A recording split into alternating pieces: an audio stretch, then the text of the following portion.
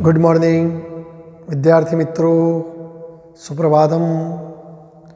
धोरण 12 भौतिक विज्ञान पाठ 10 तरंग प्रकाश शास्त्र सरस मजानो पाठ है मित्रों। रोजनु रोज तैयार करो तो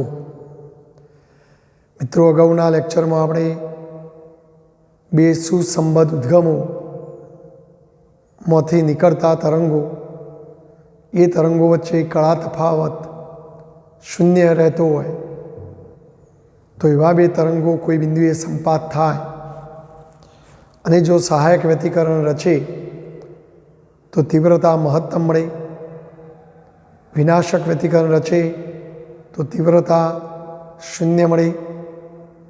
आपणे बंने तरंगोमांथी निकळता तरंगोने कारणे कोई बिंदु आगळ स्थानांतरनो सूत्रो આપણે આ રીતે લખતા હતા। y1 બરાબર એ cos ઓમેગા ટી અને y2 બરાબર એ cos ઓમેગા ટી। અહીં ઓમેગા ટી એ કળા કહેવાય, એ કંપ વિસ્તાર કહેવાય। આપણે કળા તફાવત હોય, બે તરંગો કોઈ બિંદુએ સંપાત થાય તે બિંદુ આગળ તફાવત કંઈક કળાનો હોય, આપણે 7 લેમડા 9 લેમડા લઈ 2 લેમડા જેટલું પદ તફાવત તેને સમતુલ્ય કળા તફાવત 4 પાઈ લીધેલું અને એવા કળા તફાવતોને આધારે તે બિંદુ આગળ તીવ્રતાઓ જો મહત્તમ મળે તો સહાયક વ્યતિકરણ, ન્યૂનતમ મળે તો વિનાશક વ્યતિકરણ। આપણે કળા તફાવત અને પદ તફાવતનો સૂત્રો પણ મેળવેલો મિત્રો શાંત પાણીની અંદર। આપણે આજે એ જ વાત મેથેમેટિકલી રીતે ચર્ચા કરવા માગીએ છીએ કે જો બે ઉદ્ગમોમાંથી તરંગો ઉત્પન્ન થતા હોય અને એ તરંગો કોઈ બિંદુ પાસે જઈ અને ત્યાં જો એ પદ તફાવત ફાય હોય એમની વચ્ચેનો, તો તે બિંદુ પાસે તીવ્રતાનું સૂત્ર મેળવવું। દાખલા તરીકે આ બે ઉદ્ગમો છે S1 અને S2। જો ગઈકાલના પ્રશ્નમાં આપણે પહેલાં ગર્ત શૃંગ બધું દોરેલું તો વચ્ચોવચ્ચ આપણને n બરાબર 0 પ્રકાશિત સલાકા મળેલી, સહાયક વ્યતિકરણ, પછી વિનાશક, પછી સહાયક, વિનાશક, સહાયક 1 2 3 એવું નીચે પણ આવતું હતું। ધારો કે આપણે આ કોઈ જી બિંદુ પસંદ કરીએ તો જો જી બિંદુ આગળ એક S1માંથી તરંગ આવવાનું, બીજું S2માંથી આવવાનું અને આ બે તરંગો વચ્ચેનો કળા તફાવત આપણે કળાનો તફાવત ફાઈ લઈશું। અહીં મિત્રો પદ તફાવત નહીં પણ કળા તફાવત ફાઈ છે એવું લઈ અને આપણે તીવ્રતાનું સૂત્ર સાબિત કરીએ અને ગઈકાલની શરતો આ સૂત્ર ઉપરથી પણ આપણે મેળવી શકીએ। ધારો કે આપણે આવું કહીએ કે ધારો કે આપણા જી બિંદુ પાસે સંપાત થતા બે તરંગો, એક S1માંથી આવશે, એક S2માંથી આવશે, તો જે બિંદુ પાસે સંપાત થતા બે તરંગો વચ્ચેનો કળા તફાવત ફાય છે। ધારો કે કળાનો તફાવત ફાય છે એટલે બંનેની કળા આપણે સરખી નહીં લેવાની। જો એકની કળા ઓમેગા ટી લો તો બીજાની ઓમેગા ટી પ્લસ ફાઈ લો અથવા ઓમેગા ટી માઇનસ ફાઈ લો, એટલે કો તો ઓછી લો કો તો વધારે લો, બરાબર। ધારો કે આ S1માંથી આપણે વાત કરીએ કે S1માંથી નીકળીને જી આગળ આવતું તરંગ અને એ તરંગને કારણે જી બિંદુ આગળ રહેલા કણનું સ્થાનાંતર કેટલું હોય તો S1માંથી ઉદ્ભવતા તરંગને કારણે જી બિંદુનું સ્થાનાંતર જો y1 હોય તો જો S1માંથી જે તરંગ આમ નીકળે મિત્રો અને એ તરંગ આ જી બિંદુ આગળ આવે તો એ તરંગને કારણે આ જી બિંદુનું કંઈક ના કંઈક સ્થાનાંતર થાય। અને વિક્ષોભની અસર નીચે કણો સરળ આવર્ત ગતિ કરતા હોય તો આપણે સરળ આવર્ત ગતિનો સમીકરણો આ ટાઈપનો લઈ શકીએ. તો આપણે y1 બરાબર એ કોસ ઓમેગા ટી લઈએ. જો ઓમેગા ટી એ શું કહેવાય મિત્રો? કળા કહેવાય. અને એને શું કહેવાય? કંપ વિસ્તાર.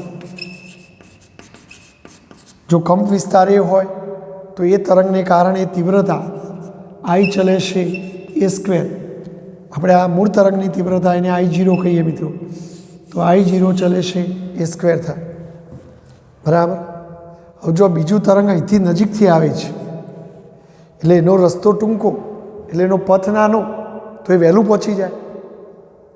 આર્ય દૂરથી આવે છે તો એ લેટ પહોંચે. તો આ લેટ પહોંચે તો એની કળા ઓછી હોય તો આ વહેલું પહોંચે એની કળા વધુ લેવી જોઈએ. તો આપણે જો આની કળા ઓમેગા ટી લીધી હોય તો પહેલાંની કળા ઓમેગા ટી કરતો કંઈક વધુ લેવી જોઈએ. અને આપણે બંને વચ્ચે કળાનો તફાવત ફાય રાખવાનો છે.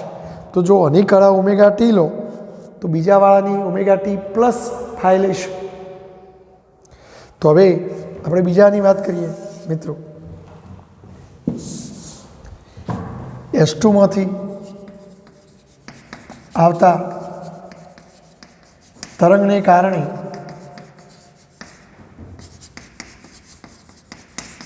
G બિંદુનું સ્થાનાંતર જો y2 હોય તો y2 બરાબર, જો આપણે કંપ વિસ્તાર સરખો લઈએ સમાન કંપ વિસ્તારવાળા પણ કળા જુદી જુદી તો આની કળા ઓમેગા ટી પ્લસ ફાય લઈશું આપણે, કારણ કે કળાનું તફાવત ફાય રાખવાનો છે. એટલે જો આની કળા બોલીએ તો આની કળા કેટલી? Omega T plus phi. જ્યારે પહેલાંની કળા ઓમેગા ટી. માટે જો કળાનો તફાવત શોધો મિત્રો, કળા તફાવત, તો એકની કળામાંથી બીજાની કળા બાદ કરો તો ઓમેગા ટી પ્લસ ફાયમાંથી પહેલાંની કળા બાદ કરો તો જો ઓમેગા ટી ઉડી જાય તો ફાયને શું કહેવાય? કળા તફાવત. તો આપણે આ બે તરંગો એવા પસંદ કર્યા કે જેમની વચ્ચે કળા તફાવત ફાય છે. કંપ વિસ્તાર તો સરખો છે તો પછી આ તરંગની પણ મૂળ તીવ્રતા I0 ચલે છે એ સ્ક્વેર જ થવાની મિત્રો, કારણ કે કંપ વિસ્તાર એ છે. બરાબર. હવે આ બે તરંગો જો જી આગળ સંપાત થાય તો જી કણનું પરિણામી સ્થાનાંતર કેટલું? તો સંપાતપણાના સિદ્ધાંત પ્રમાણે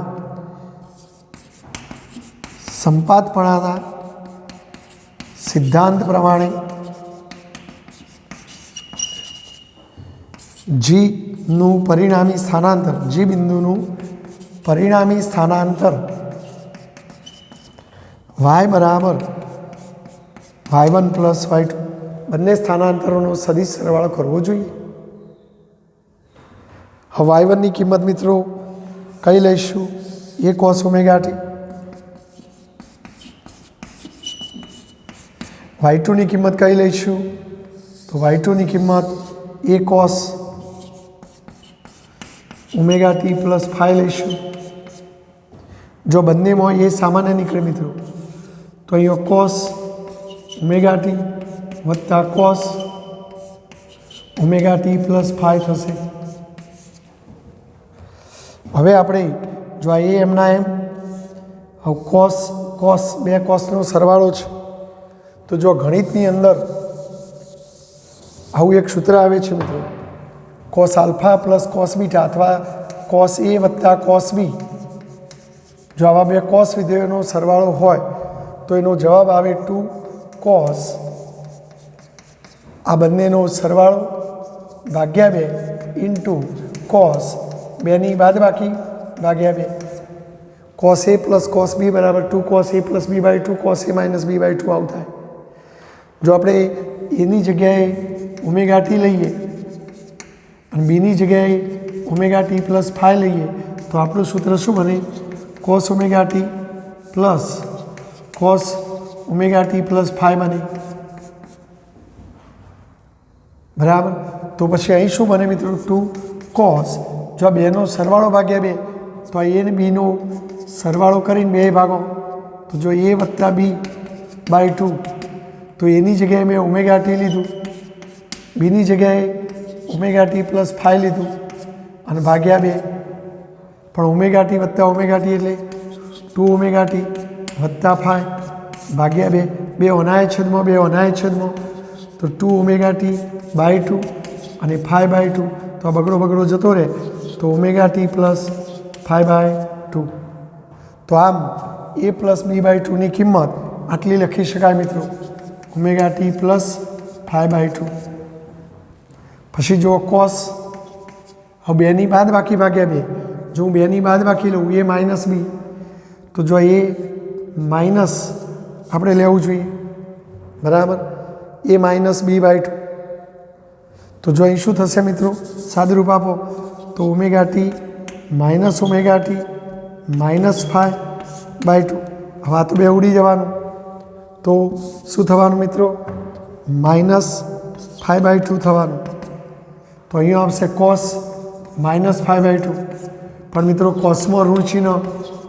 કોસ ઓફ માઇનસ થીટા એટલે કોસ થીટા હા સાઇન હોય ને સાઇન ઓફ માઇનસ થીટા હોય તો સાઇનમાં માઇનસ બહાર આવી જાય આવું થાય પણ કોસ ઓફ માઇનસ થીટા એટલે કોસ થીટા થાય તો કોસ ઓફ માઇનસ 5/2 એટલે કોસ 5/2 જ લખી શકાય બરાબર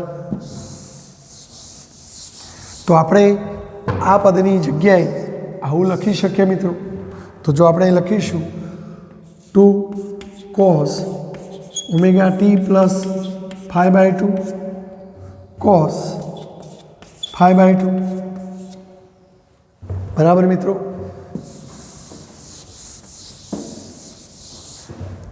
જો હવે આપણે ગોઠવીએ સમીકરણને વ્યવસ્થિત તો y જો આ ગુણાકાર જ છે તો આ બગડો આગળ લાવી દઈએ 2a હવે જો ω/t એ કળા બતાવે છે તો આમાં કોસ પણ આમાં ટી કે એવું કશું આવતું નથી પણ આમાં ટી આવે છે એટલે આ કળાવાળું પદ કહેવાય અને કળાવાળું પદ સરળ આવર્ત ગતિ બતાવી જો કળાવાળું પદ આ કહેવાય સરળ આવર્ત ગતિ બતાવી આ સરળ આવર્ત ગતિ બતાવી તો એ આપણે પાછળ રાખીએ અને કંપ વિસ્તારવાળું પદ આગળ રાખીએ તો આપણે આ ટીવાળા પદને પાછળ રાખીએ અને આગળ લખીએ તો જો આવું થશે કોસ 5/2 કોસ ω/t પ્લસ 5/2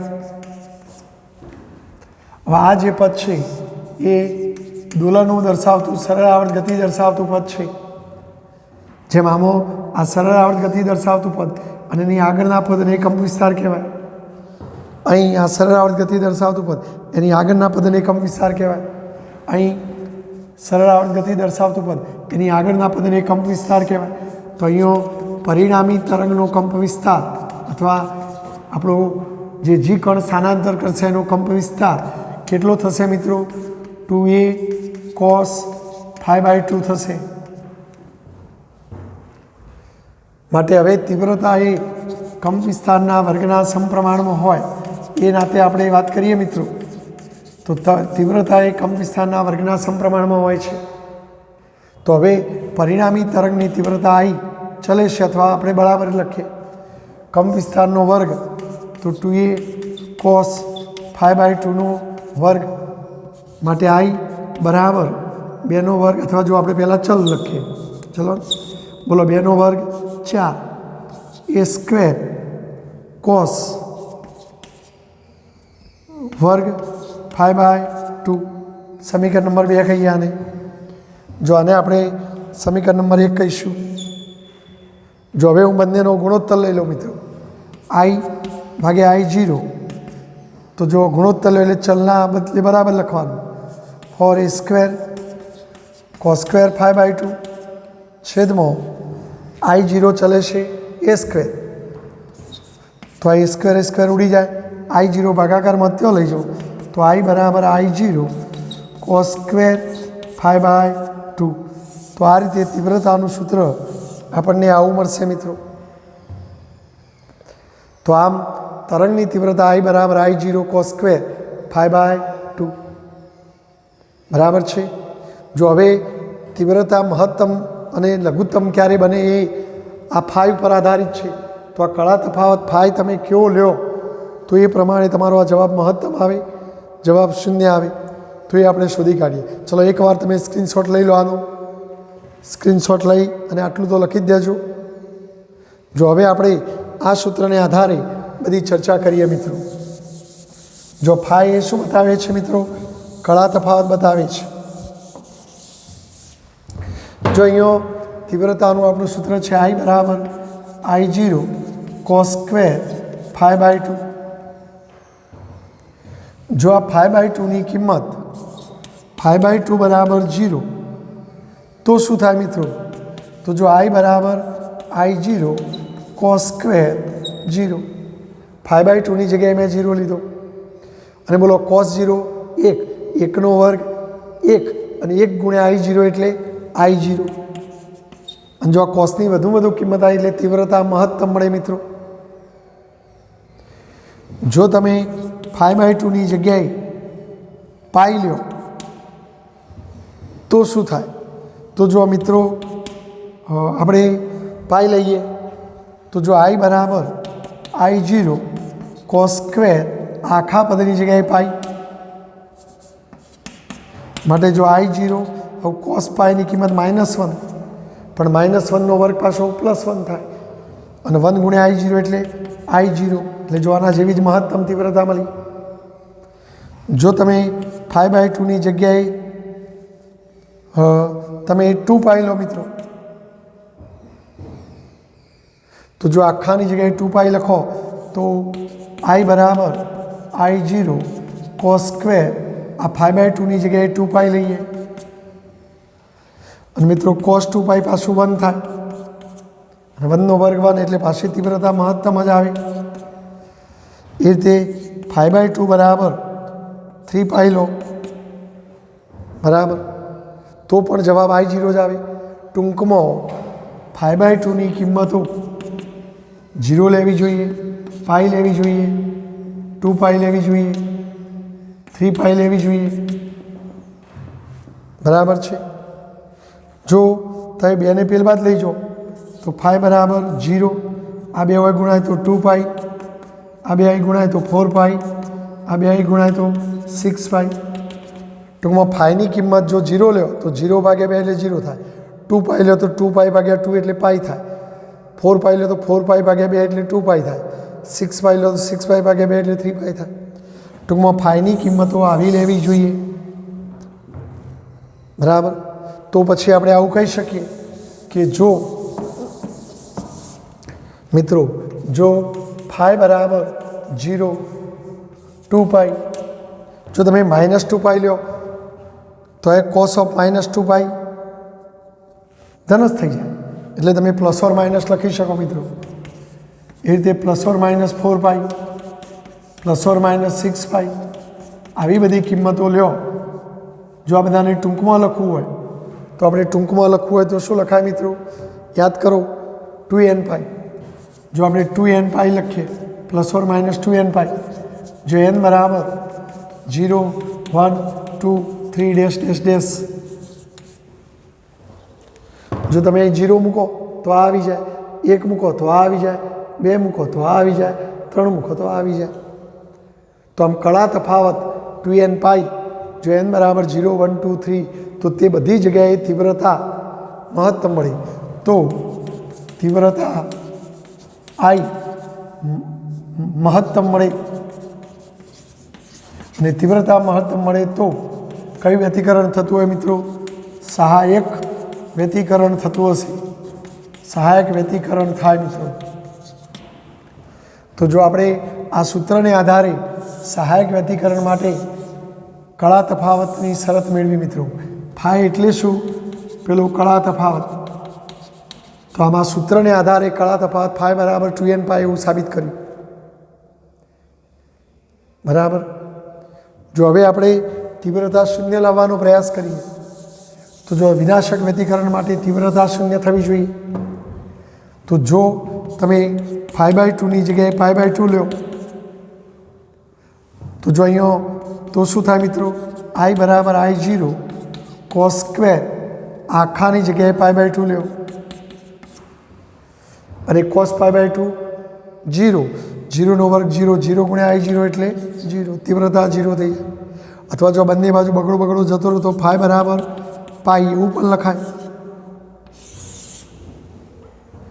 जो तमे आ 5/2 ની કિંમત 3 પાઈ/2 लो मित्रों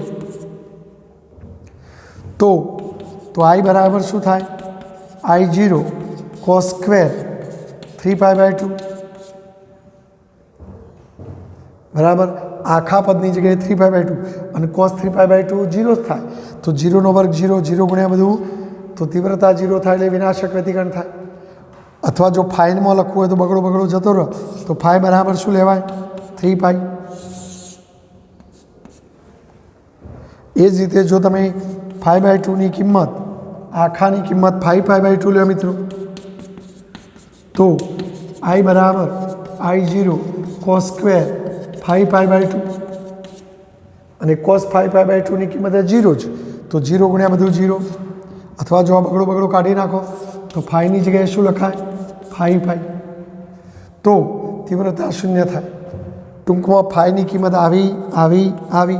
એટલે આપણે આવું કહી શકીએ કે જો ફાઈ બરાબર પાઈ +or - પાઈ +or - 3π +or - 5π, એ રીતે આગળ જો તો 7π, આવી બધી કિંમતો હોય. જો ટૂંકમાં લખવું હોય મિત્રો તો 2n - 1π અથવા પ્લસ લખો.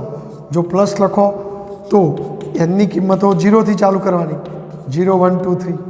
અને જો કોઈ વિદ્યાર્થી 2n - 1π લખો તો એનની કિંમતો 1થી ચાલુ કરવાની. જો તમારે ચેક કરવું હોય તો કરી જુઓ. જો n 0 મૂકો તો 0 ગુણ્યા 2 એટલે 0 + 1 1π એટલે આવી જાય. 1 મૂકો તો 2 × 2 = 3π આવી જાય. 2 મૂકો તો આવી જાય. અને જો આ લ્યો તો પહેલો આંકડો 1 છે તો 1 મૂકો, 2 × 2 માંથી 1 જાય તો 1, આ 2 - 1 એટલે 1π એટલે આવી જાય. 2 મૂકો તો 4 - 1 3π આવી જાય. એટલે બંને શરતો સાચી. પણ જો પ્લસ લખો તો 0થી સ્ટાર્ટ કરવાનું, માઇનસ લખો તો 1થી ચાલુ કરવાનું. તો તીવ્રતા I0 મળે. તો તે બિંદુ આગળ વિનાશક વ્યતિકરણ રચાય.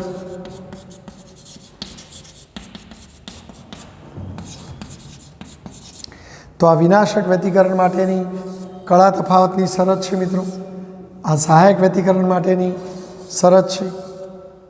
તો જો ગઈકાલે આપણે પદ તફાવત ઉપરથી કળા તફાવતની શરત લાવ્યા હતા, આજે આપણે સીધી આ સૂત્ર ઉપરથી કળા તફાવતની શરત મેળવી. કારણ કે આપણે પહેલેથી જ બંને તરંગો વચ્ચે કળા તફાવત ફાઈ રાખેલો, અને પછી ફાઈની આવી બધી કિંમતો માટે સહાયક વ્યતિકરણ થાય, ફાઈની આવી બધી કિંમતો માટે વિનાશક વ્યતિકરણ થાય. તો સહાયક વ્યતિકરણ માટે કળા તફાવત ફાઈ બરાબર 2nπ, વિનાશક વ્યતિકરણ માટે કળા તફાવત ફાઈ બરાબર 2n - 1 અથવા 2n + 1π. રાઈટ. જો અહીંયા પાઈના ગુણકમાં બેકી ઓખળા આવે છે મિત્રો, અને એ પાઈના ગુણકમાં એકી ઓખળા આવે છે 1π 3π 5π. એટલે જો કળા તફાવત કળા તફાવતના સૂત્રમાં પાઈના ગુણકમાં એકી ઓખળા તો વિનાશક વ્યતિકરણ, બેકી ઓખળા તો સહાયક વ્યતિકરણ.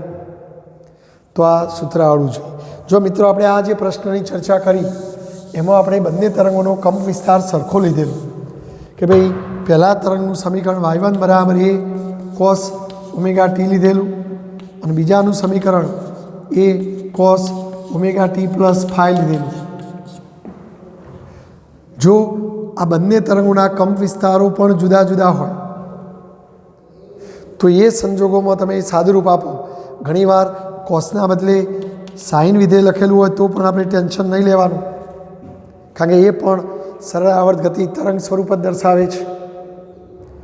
તો એ સંજોગોમાં તીવ્રતા I બરાબર I1 + I2 + 2√I1 I2 cos phi, કારણ કે કળા તફાવત જે હોય એ અહીંયા લેવો પડે. જો તમે ફાઈની કિંમત 0 લેશો તો જો cos 0 1 એટલે આપણું અગાઉ એક દિવસ મેળવેલું સૂત્ર આવી ગયું. જો એ 2π લ્યો તો 1, 4π લ્યો તો 1, તો આ મહત્તમ તીવ્રતા મળી. પણ જો તમે આ કિંમત લ્યો પાઈ તો cos π -1 એટલે હોય માઇનસ થઈ જાય. 3π લ્યો તો cos 3π -1 તો હોય માઇનસ થઈ જાય. તો એ વખતે આપણું પેલું સૂત્ર આવી જતું હતું I1 + I2 -2√I1 I2. તો જો વિનાશક વ્યતિકરણમાં આવતું હતું સહાયક વ્યતિકરણમાં આ આવતું હતું અને વાસ્તવમાં આ સૂત્ર વ્યાપક સૂત્ર છે, કારણ કે કોઈ પ્રશ્નમાં કળા તફાવત તમને કોઈ બીજો આપ્યો હોય કે બે તરંગો વચ્ચેનો કળા તફાવત 45 છે, π/4 છે, તો એક વખત તમારે π/4 મૂકવાનું અને સાદુરૂપ આપવાનું. બાકી આવા કળા તફાવતો હોય તો મહત્તમ અને ન્યૂનતમ તીવ્રતાઓ મળે. બાકી બીજા કોઈ કળા તફાવત હોય તો એ પ્રમાણે તીવ્રતા ઓછી વધતી મળી શકે મિત્રો. તો આ ધ્યાન રાખજો મિત્રો, આ વ્યાપક સૂત્ર છે. I1 અને I2 એ અલગ અલગ કંપ વિસ્તારોની તીવ્રતાઓ છે. I1 ચલે છે A1², I2 ચલે છે A2². અને સહાયક વ્યતિકરણમાં આ પદ 1 થઈ જાય, વિનાશકમાં -1 થઈ જાય, તો આવું થાય ને આવું થાય. બોલો ક્લિયર? તો આ સૂત્ર પણ તમે નોંધી રાખજો કે મિત્રો કંપ વિસ્તારો જુદા જુદા હોય તો એમની તીવ્રતાઓ જુદી જુદી હોય, તો એ સંજોગોમાં આ સૂત્રથી કામ લેવાનું. આ શરતો પણ યાદ રાખવાની. તો આ પ્રશ્ન પૂછાય તો આ રીતે સૂત્ર મેળવવાનું રહેશે. ઓકે, લખી દેજો તમારે લખવું હોય તો મિત્રો. જો મિત્રો આપણે અત્યાર સુધી જે ભણ્યા એની હું સમરી બતાવું.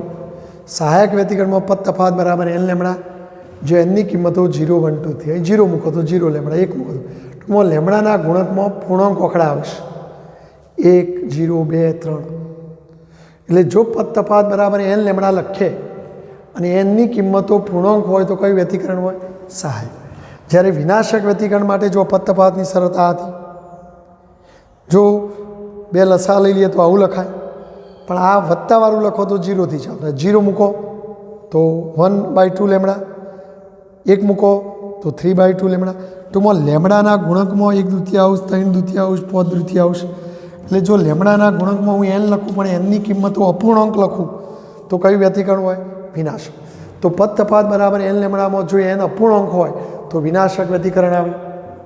એ રીતે જો કળા તફાવતનું સૂત્ર 2n π હતું, એનની કિંમતો આ હતી, તો જો એ પાઈના ગુણકમાં 0, 2, 4, 6, તો આ અથવા બધા ઓખડા જો અપૂર્ણાંક છે, બરાબર છે, તો આપણે આના આધારે પણ ચર્ચા કરી શકીએ. એ રીતે જો વિનાશક વ્યતિકરણ માટે આ શરત હતી, બરાબર, અહીંયા એકી ઓખડા હતા, અહીં એકી ઓખડા છે.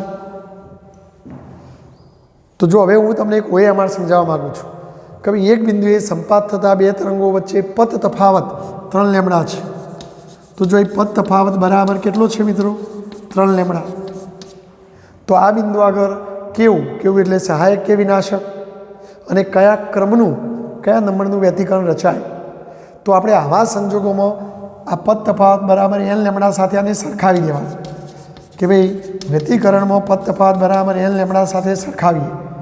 તો જો અહીં પદ તફાવત બરાબર 3 લેમડા, પદ તફાવત બરાબર n લેમડા, તેથી n લેમડા બરાબર 3 લેમડા. અહીં લેમડા જતો રહે તો n બરાબર શું આવે? 3. અને બોલો n 3 આવે એટલે પૂર્ણાંક આવે. તો જો n બરાબર 3 પૂર્ણાંક આવ્યો અને માટે પૂર્ણાંક આવ્યો, તેથી કયું વ્યતિકરણ હોય? સહાયક વ્યતિકરણ હશે. અને જો એનની કિંમત 3 આવી તો ત્રીજા નંબરનું, તો ત્રીજા ક્રમનું સહાયક વ્યતિકરણ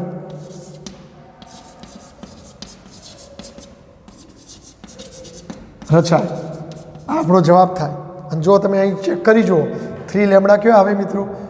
જો અહીંયા આ પહેલો, બરાબર, જો અહીંયા આપણે જોઈએ 0 મૂકો તો 1 લેમડા, એટલે આ મધ્યસ્થ આપણા ગઈકાલના ચિત્રમાં અહીં પહેલાં વચ્ચોવચ્ચ 0 પદ તફાવતવાળી મળતી હતી, પહેલી, બીજી અને ત્રીજી. તો આ ત્રીજા નંબરની કહેવાય, કારણ કે આ 0 પછી 1, 2, 3, તો હવે 3 લેમડા આવે, અહીં 2 લેમડા આવે, અહીં લેમડા આવે, અહીં માઇનસ લેમડા આવે, -2 લેમડા આવે, -3 લેમડા. તો 0 નંબર એટલે મધ્યસ્થ, પછી 1 લેમડા બીજા નંબરની, આ ત્રીજા નંબરની. તો આપણે અહીંયા 3 લેમડા પદ તફાવત 3 લેમડા ઓમાં આવે સહાયકમાં. તો આ રીતે તમારે ગણી બતાવવા. તો આ OMR સ્ક્રીનશોટ લઈને લખી દેજો મિત્રો. ધારો કે તમને કોઈ OMR આવું પૂછાય, ચલો સ્ક્રીનશોટ લેવાઈ ગયો છે. ધારો કે તમે આ જ OMRમાં એવું કે કોઈ એક બિંદુએ સંપાત થતા બે તરંગો વચ્ચે કળા તફાવત 7 π છે, તો તે બિંદુએ કેવું અને કયા ક્રમનું વ્યતિકરણ રચાય. તો જો અહીં કળા તફાવત આપે છે મિત્રો, અહીં કળા તફાવત બરાબર 7 π, ઘણા ઉતાવળિયાઓએ 7 પૂર્ણાંક સમજીને સહાયક લખ્યું, પણ મિત્રો જો કળા તફાવતનું સૂત્ર 2n પાઈ થાય તો કળા તફાવત બરાબર 2n પાઈ સાથે સરખાવો તો તમારે 2n પાઈ બરાબર 7 પાઈ, જો બંને બાજુ પાઈ પાઈ ઉડી જાય તો 2n બરાબર 7, તો n બરાબર શું આવે 7/2, અને 7/2 એટલે અપૂર્ણાંક આવીને ઊભો રહ્યો મિત્રો, એની કિંમત અપૂર્ણાંક અથવા 7 ભાગ્યા પહેલે 3.5, તો જો અપૂર્ણાંક આવ્યો અને એને અપૂર્ણાંક આવે તો કયું વ્યતિકરણ આવે મિત્રો, વિનાશક વ્યતિકરણ આવે. અને જો તમે જોઈ શકો છો 7 પાઈ કળા તફાવત, તો જો આમાં કળા તફાવત 0 પાઈ, 2 પાઈ, 4 પાઈ, 6 પાઈ, 8 પાઈ, પાઈના ગુણકમાં બેકી જ આંકડા આવે તો એ સહાયક હોય. આપણે પાઈના ગુણકમાં એકી આંકડો છે તો 7 પાઈ કયો આવે તમે ચેક કરો, તો જો આ વિનાશકમાં જો 1 પાઈ, 3 પાઈ, 5 પાઈ, 7 પાઈ, જો આ પહેલું બરાબર, 1 પાઈ, 3 પાઈ, 5, જો આ પહેલું વ્યતિકરણ, બીજું, ત્રીજું ને આ ચોથા ક્રમનું વિનાશક વ્યતિકરણ રચાય. અને જો તમારે નંબર શોધવા માટે જે અપૂર્ણાંક આવ્યો એમાં પોઈન્ટ પાછું મેળવ્યો એટલે 4, તો n બરાબર 4, તો જો તમે 4 લો આ સૂત્રમાં, 4 લો તો 4 દુ 8, 8માંથી 1 જાય તો 7 પાઈ આવી જાય કે નહીં. જો અહીંયા ચોથું લેવું હોય તો પછી ચોથો નંબર કયો આવે, આ પહેલો નંબર, બીજો નંબર, ત્રીજો નંબર, આ ચોથો નંબર, અહીં ચોથો નંબર 3 આવશે. એટલે જો આ સૂત્ર વાપરવું હોય તો 3 લેવાના, તો 3 દુ 6 ને 1 7 પાઈ. પણ જો આ સૂત્ર વાપરવું હોય તો ચોથો નંબર કયો આવે, 1 2 3 અને 4 આવે, તો 4 જ મૂકવાના. એટલે ચોથા ક્રમનું, એટલે આ સૂત્ર તમે યાદ રાખો તો જે મૂકો એ જ ક્રમ. એટલે વિનાશક વ્યતિકરણમાં જે અપૂર્ણાંક આવે એમાં પોઈન્ટ પાછું મેળવી દેવાનું. એટલે ટૂંકમાં આ બહુ અગત્યની વાત છે. કોઈ OMR પૂછાય તો તમારે હંમેશા જો પદ તફાવત કીધું હોય તો n લેમડા સાથે સરખાવવાનું, અને કળા તફાવત કીધું હોય તો 2n પાઈ સાથે સરખાવવાનું, અને એની કિંમતો જો તમને પૂર્ણાંક મળી જાય તો સહાયક વ્યતિકરણ, એની કિંમત અપૂર્ણાંક મળે તો વિનાશક વ્યતિકરણ, જે આંકડો આવે એ ક્રમનું સહાયક વ્યતિકરણ. અને હોય જે અપૂર્ણાંક આવે એમાં પોઈન્ટ પાછું મેળવી અને નંબર આપી દેવાનો. બોલો ક્લિયર? તો આ રીતે તમને OMR પૂછાય તો આ સિસ્ટમથી ખ્યાલ આવવો જોઈએ. તો આ પણ એક સ્ક્રીનશોટ પાડીને લખી દો, કારણ કે GEE નીટમાં હોય, ગુજકેટમાં બધામાં કામમાં આવશે મિત્રો.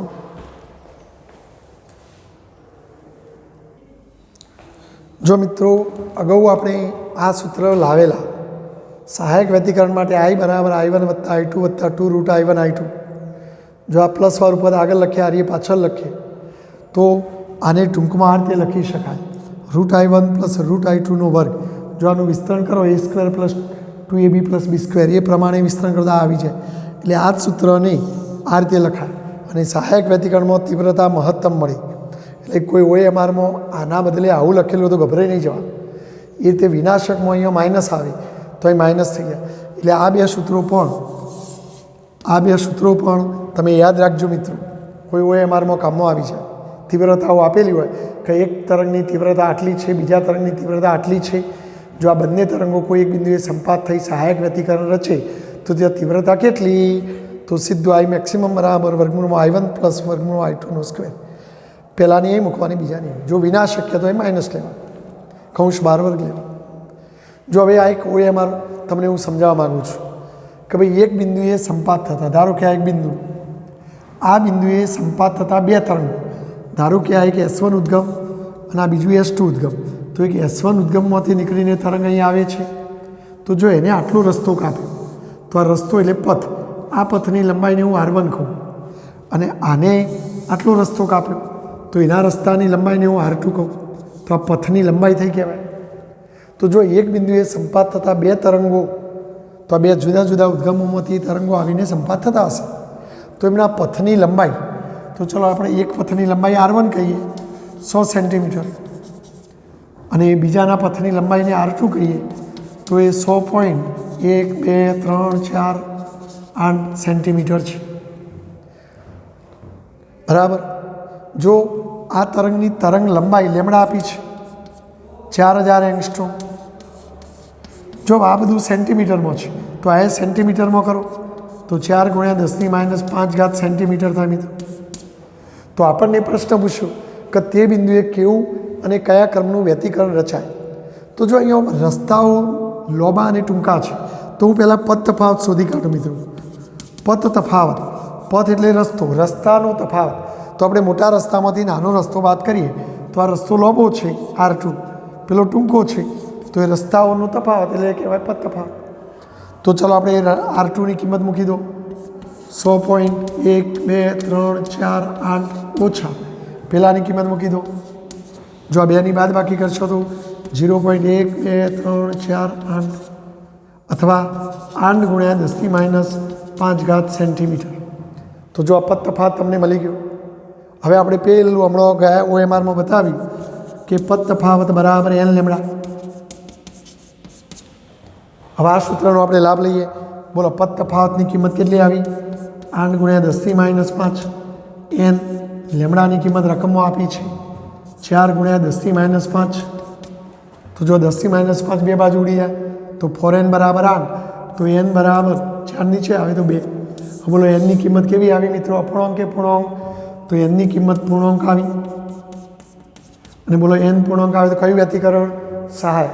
અને નંબર 2 આવે એટલે બીજા ક્રમનું, તો પછી કહી શકાય કે અહીં n બરાબર 2 ક્રમનું સહાયક વ્યતિકરણ રચાય।